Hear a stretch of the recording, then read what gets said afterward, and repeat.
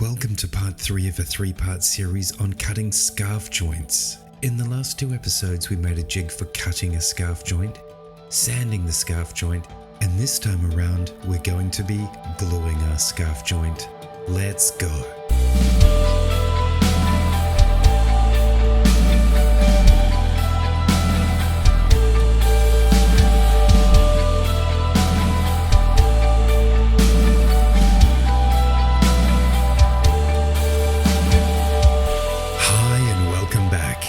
As you can see, this scarf gluing jig is really simple.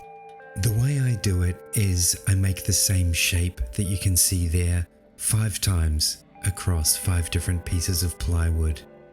Here I am just gluing them together. As usual, I've cut these ones out on my CNC machine, but if you don't have a CNC machine, no problem.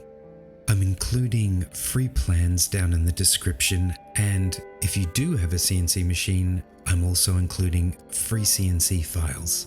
I believe in supporting the woodworking and luthier communities, and this is my way of doing that. If you believe in supporting me, don't be shy to head to my merch store, link down below, and grab yourself the world's greatest t-shirt, or the world's 3rd greatest sticker.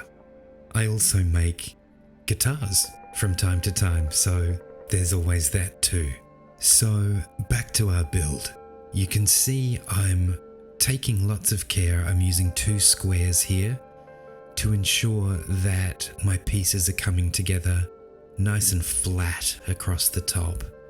The bottom doesn't matter so much because you can always put that through the jointer. But if you cut your pieces carefully, you won't have any problems with either surface. So we're all glued up and lined up nicely. I'm using exactly 3 clamps. Some time's passed, and now we're going to repeat the process exactly the same with another set of 2 pieces that have been pre-glued together. Once again, being really careful to line them up and ensure everything is nice and straight. Let's relax now and enjoy and appreciate the gentle beauty of clamping. As you can see, I've used exactly 6 clamps here. It's essential that you use exactly 6 clamps or your jig will explode. Jump forward a bit and you can see I've glued all the pieces together, no explosions luckily. So now I can trim off the ends on the table saw.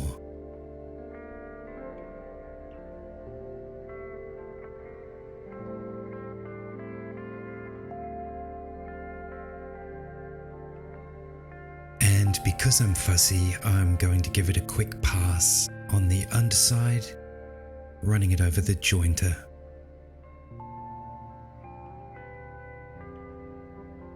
Now the jig is made. Shall we scarf joint something? Yes, let's.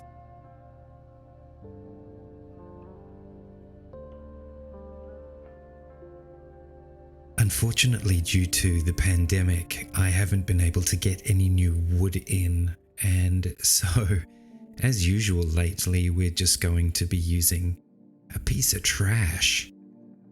Here it is. So this is our headstock area, and I'm using a little headstock template there to illustrate it.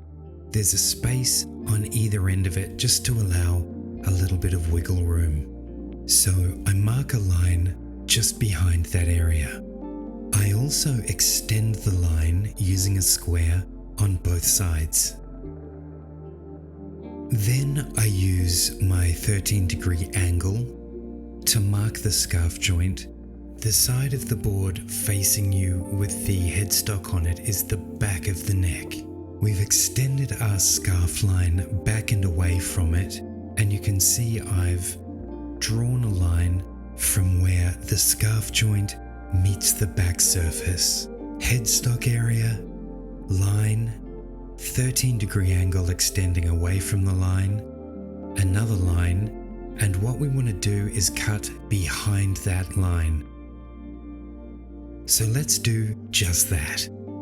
We clamp up the workpiece into our jig from the first part of the series and run it through. Back into our sanding jig from the last episode. And that gives us our headstock piece and our neck piece, which, when put together thusly, creates our scarf angle. Using our freshly baked jig, we'd put glue there, get our headstock piece and not put it that way, but put it this way. Some luthiers like to tack it in place with a couple of little nails, and you know what? I think that's a great idea. There are lots of holes for clamps, so you can put them anywhere you like and use as many as you like, as long as it's less than 22. So we have successfully scarf jointed, and now it's time to cut out our blank. I cut out the sides with the neck portion flat on the table, on both sides. And when transitioning to the headstock cuts, I lay the face of the headstock down on the table.